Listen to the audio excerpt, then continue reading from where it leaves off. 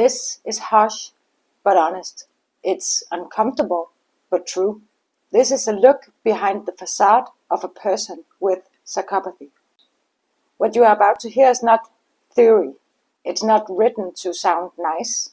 And it's not filtered through morality or comforting explanations. This is a story from a real person.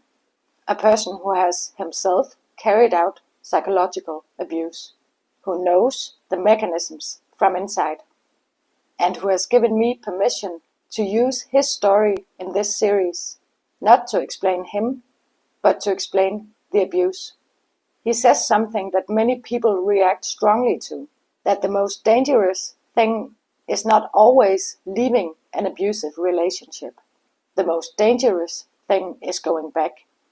Because when a person returns to an abusive partner, two crucial things happen at the same time. First, the perpetrator's power is confirmed. Second, the perpetrator now knows that you are capable of leaving. And that knowledge changes everything. Power that has been threatened rarely becomes gentler. It becomes colder, more controlled, more calculated. This is where many people misunderstand psychological abuse. They look for escalation in the form of more violence, but in reality, the opposite can happen. The blows stop, and the abuse becomes more invisible. Silence becomes a weapon, absence becomes punishment, and fear becomes something you begin to organize your life around. And that is exactly why it's so hard to detect, both for those around you and for the person living inside it. Psychological abuse does not begin with abuse. It begins with selection. Not everyone can be manipulated, and that is an important but uncomfortable truth. According to him, the most vulnerable are not the weakest. They are the most empathic, the most moral, those with strong values and a desire to understand other people, those who believe in dialogue, in explanations, in the idea that love can fix most things. The process begins quietly, with charm, attention, mirroring. You're different. You understand me. I've never met anyone like you. A strong sense of intense connection is quickly created. Something special, something exclusive. And this is where many people miss the first warning sign, the speed. When a relationship moves very fast, when emotional intensity is high early on, when you feel chosen and slightly dependent. Once the relationship is established, the next phase begins. Gaslighting. Not as chaos, but as a method. Small comments, small shifts. Are you sure that's how it happened? That's not what I meant. You're overreacting. The goal is not to win. The goal is to disturb the trust in yourself. And once the trust is weakened, everything else becomes much easier. When doubt has taken hold, isolation begins. Not by forbidding you to do things, but by planting doubt. I don't think your friends treat you very well. Your family doesn't really understand you. I think they're bad for you.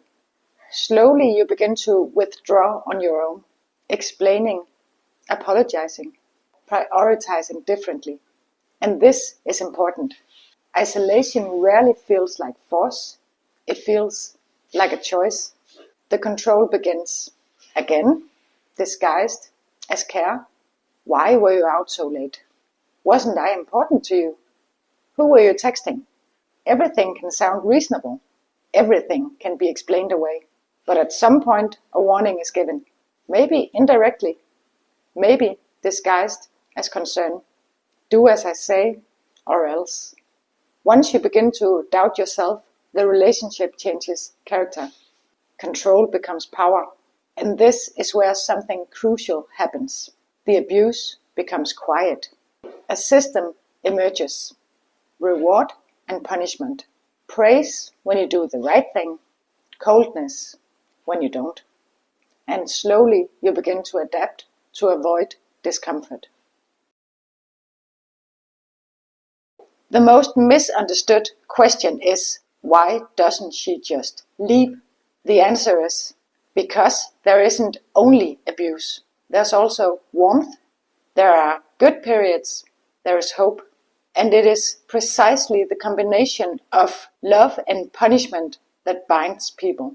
When something feels good occasionally, you start working for it, adapting, taking responsibility, blaming yourself. If I just do better, if I don't provoke him, if I understand him. At the same time, self-worth has slowly been worn down. Energy and agency are drained, and relationships outside the abuse are often gone or weakened. And this is where many return, not because they want to, but because shame, guilt, and hope are stronger than fear. He says it very clearly. Morality does not stop psychopathic abuse. Structure does. And this is why systems often fail, because they speak to empathy, not mechanisms. So, how do you recognize it early? Here are some early signs. Relationships that move very fast, intense charm combined with a need for control, small comments that make you doubt yourself, criticism disguised as care, lack of respect for your boundaries, guilt and shame placed on you, a feeling that you constantly have to explain yourself. And most important, if you start feeling smaller, more insecure, more confused, something is wrong. So how do you break free? Not by explaining, not by negotiating, not by hoping. You break free through structure. You are not alone. You contact family or trusted people. You document everything. You make a plan and you leave the relationship without returning. Not to get closure, but to protect yourself. Because psychological abuse is not about temperament, not about conflict, not about love. It's about intention. And the earlier you see it, the greater your chance of getting out with yourself intact. Before I continue, there's something important I want to say clearly. What you're about to hear is not meant to shock, and I will not go into graphic detail. The concrete examples I refer to comes from the same real story as the rest of this series. They are shared with permission, but details are deliberately omitted. Because what matters is not what was done. What matters is what it did to the victim and why it worked. Example 1. When one moment changes behavior forever. He describes an example where he deliberately creates a situation that hits the victim on several levels at once. Not only emotionally, but relationally and on an identity level. 3 things happen at the same time. The victim experiences a massive shock. Responsibility is quickly turned back onto the victim. Fear of being replaced is activated. I stop here because this is what matters. After one moment, the victim's behavior changes dramatically. Not because she agrees, not because she understands, but because fear works. This is a key point. When behavior changes quickly after a severe psychological attack, it becomes proof to the perpetrator that their method works. And that is why it's repeated. Early warning sign here. If someone changes behavior drastically after one incident, works less, withdraws, apologizes more, becomes more compliant, this is not healthy adaptation. It's a danger signal. Example 2, punishment disguised as logic. In another example, he describes how control is exercised without shouting, without threats, and without physical violence. Only through comparison, rational arguments, and humiliation disguised as reason. The victim does something in good faith, something many would see as responsible. Afterwards, it's used against her. Not with anger, but with cold logic. I did the right thing. Look how inefficient you are. Why don't you trust me?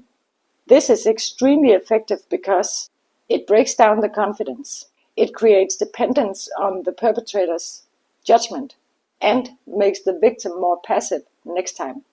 Early warning signs here. If your choices are consistently used against you later, if reason always speaks against you, if you start handing over decisions to avoid criticism, that is not cooperation, that is power building. Example 3, reward and punishment in practice. The last example is not about one dramatic event, but about the system that forms afterwards. Once control is established, he describes how the relationship is managed through periods of warmth, followed by coldness, followed by temporary normality. There's no stability, only conditional safety. Do the right thing and there's peace. Step wrong and there's silence, coldness, and distance. And the most disturbing part is this. The victim begins to explain the system herself. He's had a bad day. I understand why he reacted that way. It's not always like this. Early warning signs here. When you start explaining other people's bad behavior better than they do, when you become the one keeping the relationship stable by making yourself smaller. I haven't shared these examples to show how far someone can go, but to show how early it starts. Psychological abuse rarely begins with destruction. It begins with small shifts, quick adaptations, and a growing fear of consequences. If you recognize yourself in any one of these mechanisms described here, it's not because you're weak, it's because the system works. And the only thing that stops it is clear values, firm boundaries, strong relationships outside, and early action. Not explanations, not hope, not more chances. Structure. This is not about them, it's about you. If you've watched this entire series, there's something that I hope is clear. This is not about understanding psychopathy out of curiosity. This is about recognizing patterns before they become your life. What you've heard are not extreme, isolated cases. They are mechanisms, systems, repetition, and that is exactly why they can be recognized. Psychological abuse does not start with hatred. It often starts with intensity, with attachment, and with the feeling of being chosen. And slowly, almost unnoticed, boundaries shift. Not because you allow abuse, but because you try to preserve the relationship. If at any point you thought, this reminds me of something I've experienced, or I know someone who lives like this, that is not a coincidence. That's your intuition trying to break through layers of explanation. You owe no one your staying. You owe no one understanding if they harm you. And you owe no one access to your life if the price is yourself. Leaving psychological abuse is not about strength in the moment. It's about clarity over time, about structure, about support, about taking your own signals seriously. If you're in doubt, talk to someone. If you're afraid, seek help.